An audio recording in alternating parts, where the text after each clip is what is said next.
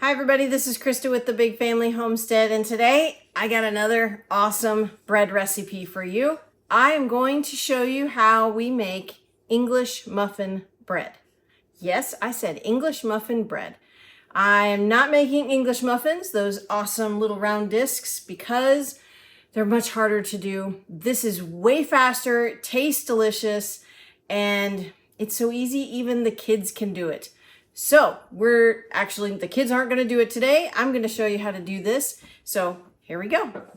So for our ingredients, we're going to use 2 tablespoons of dry active yeast or active dry yeast, whichever way you want to say it. 5 to 6 cups of bread flour, 1 tablespoon of sugar, 2 teaspoons of salt, 2 cups of milk, 1/4 teaspoon of baking soda, 1/2 cup of milk, and a bit of cornmeal. One thing I wanted to let you know, if you do want this recipe or any of my bread recipes, they are in our cookbooks. They are on our website. They are PDF downloads only. But this particular recipe is in Big Family Essentials. So what I do is I print it out. It's super easy to print out. It's all black and white. I print it out and I put it in the plastic sleeves. Like, oop, don't knock the bread over. Plastic sleeves like this so that they don't get dirty and they don't get torn. Super easy to do. If you want to check them out, like I said, all of our bread recipes are in our cookbooks. We have 4. This particular one is in Big Family Essentials. The French bread that I made last week, that one is in our first cookbook, our family favorites. So if you want to check them out, they're on our website, www.bigfamilyhomestead.com. Have a great day, everybody. All right, we're going to go ahead and start with spraying our bread pans. Now, these are really old. They're well seasoned. We've had these for probably 15 years, and I use them every time I make bread. So they've got a nice coating on there, but I still like to spray them, especially for this English muffin bread. So yeah, I'm just using the junky spray. I get this stuff from Aldi. Don't breathe it. And then what we're going to do is we're going to take some of our cornmeal and sprinkle it down in the bottom. And then we're going to sprinkle some of this on the top after we put the dough in here. So we're just going to sprinkle some of this down on the bottom. And this is like a medium grind of cornmeal. Some of it's actually, I think some of it was coarse and some of it was fine, and we mixed it together because that's what we had. And we only had a little bit of some, and so we just mixed it together. But we'll just sprinkle some of that in there. Maybe get some on the sides because you like that cornmeal crunch for the English muffins. Just a little bit on the sides there, just like so. All right, set that off to the side. We're going to leave that. Now, what we're going to do is we're going to go ahead and mix our dry ingredients. So we're going to add our flour. We need 5 to 6 cups of flour. Put this over here. All right. So I'm going to start with 5 cups because I don't want it to be a super thick or super heavy dough. I want it to be nice and light. So 3, I can't really talk and count at the same time. 4 and 5. And if it's too wet, then we'll add more. All right, so now our yeast, we need 2 tablespoons of yeast. That's a lot, but we want all of those nooks and crannies, those bubbles to do their thing. We need a tablespoon of sugar.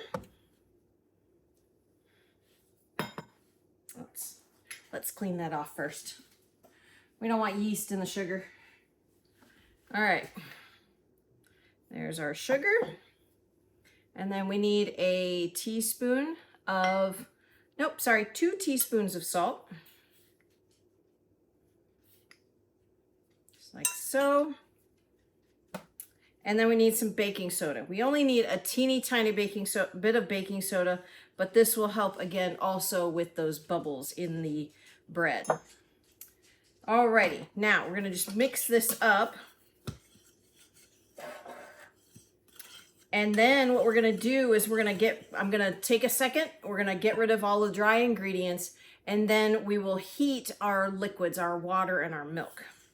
All right, so we have 2 cups of milk and a 1/2 cup of water that we're gonna add together. And then we're just gonna get this heating up. I'll do that on the back burner. Come on. There we go. Now, we don't want this boiling. We don't want our milk to scald, but we do want it hot to where it's almost too hot to touch. So that'll take just a couple of minutes and we'll be right back.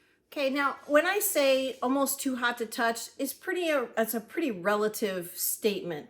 Not everybody can tolerate such high temperatures as somebody else. So like I know my daughters, they can't touch super hot water like I can. And my mother-in-law, she even, I mean, you could turn on the hottest water out of the sink and she was fine with it. So we want the milk and water to be about between 120 to 130 degrees. So this is pretty hot. But I wait until it's hot, till I can barely touch it. So we're gonna go ahead and pour this into our dough here, or into our flour, I should say. I'm gonna shut that off and set that there. All right, now we're just gonna go ahead and pour this in and stir as we go.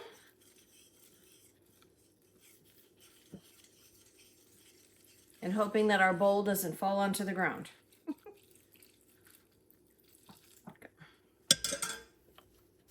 We're just gonna mix this up till it's a nice, everything is well combined.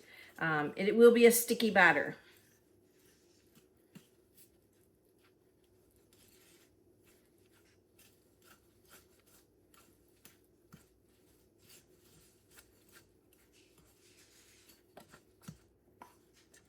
All right, I am glad I didn't add that 1/6 cup of flour because this is done. It does not need any more flour.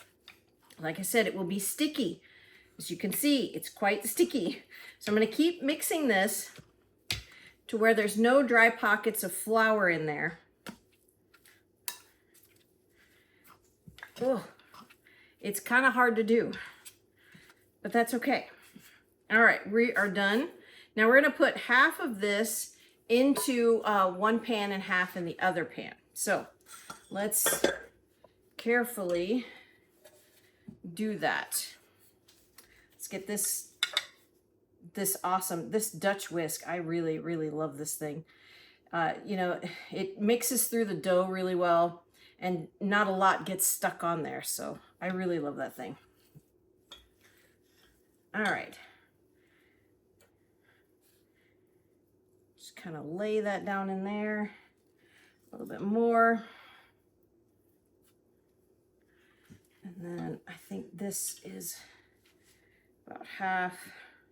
Ooh, lay that down in there. You don't want to overflow these or overfill them. Like this could make one loaf. However, I think with the gas that's going to be created in this, it's going to overflow the pan. So we don't really want to do that. Let's just kind of, let me scrape this out, and then we're going to kind of spread it out a little bit as it grows and as it rises, not grows. It's not a plant, it's a loaf of bread. It will kind of spread out into the pan, but we're just going to do our best to kind of spread this out a little bit. Just like so. And then we're going to sprinkle some more of this cornmeal on top of it after I wash my hands. Alrighty, now we're going to go ahead and sprinkle some more of this cornmeal on top. I'm just going to give it a nice generous dousing there of cornmeal. Gives it such a great crunch. I love that. Alrighty, that looks good. Now we're gonna cover this with plastic, or you can use a wet towel. It's completely up to you.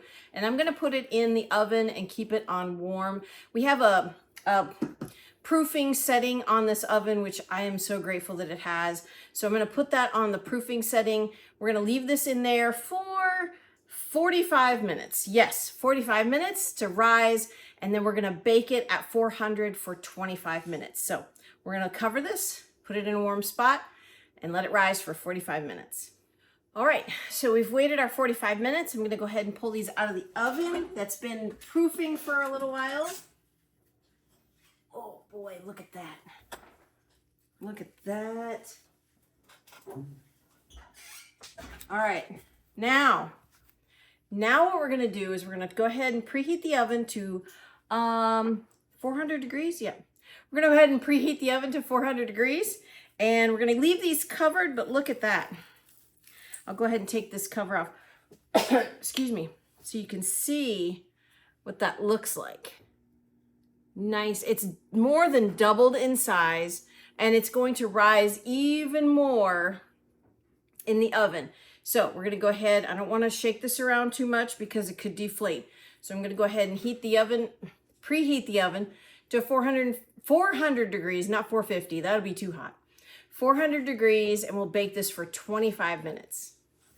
All right, the oven's heated up to 400 degrees. We're going to go ahead and remove the plastic and pop these into the oven for 25 minutes.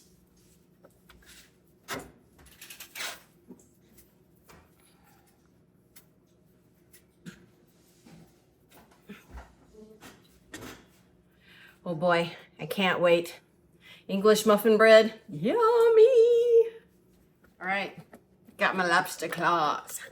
I'm gonna get these awesome looking loaves out of the oven. Hold on a second.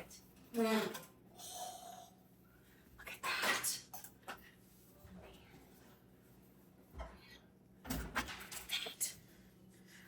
Those look so good, don't they? Those look so good.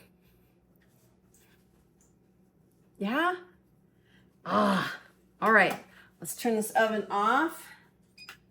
And then we were gonna get these out of here. I'm actually gonna move this towel here because we want this bread to be nice and crispy.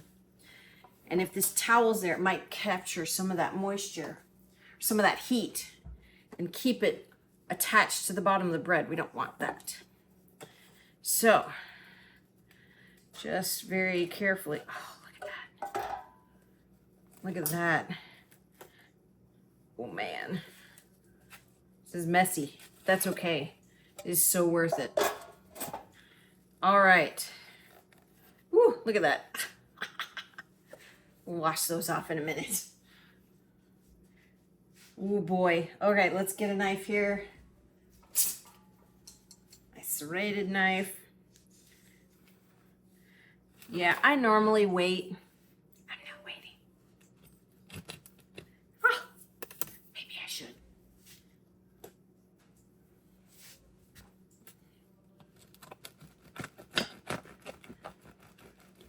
Oh, look at that. You hear that crunch? Did you hear that? Oh, snapped right there on the bottom. Now we should have waited until this was cool before cutting it, because what happens is the heat kind of smears the dough a little bit. So I just want you to see what happens when you cut it when it's hot. So it kind of smears it a little bit. So wait until it cools, then you can cut it and make it into toast. Oh, so good. All right, I'm gonna taste this just a little bit here. So crunchy. Do you hear that? You can't hear it because I don't have a microphone on. Sorry, talking with my mouth full.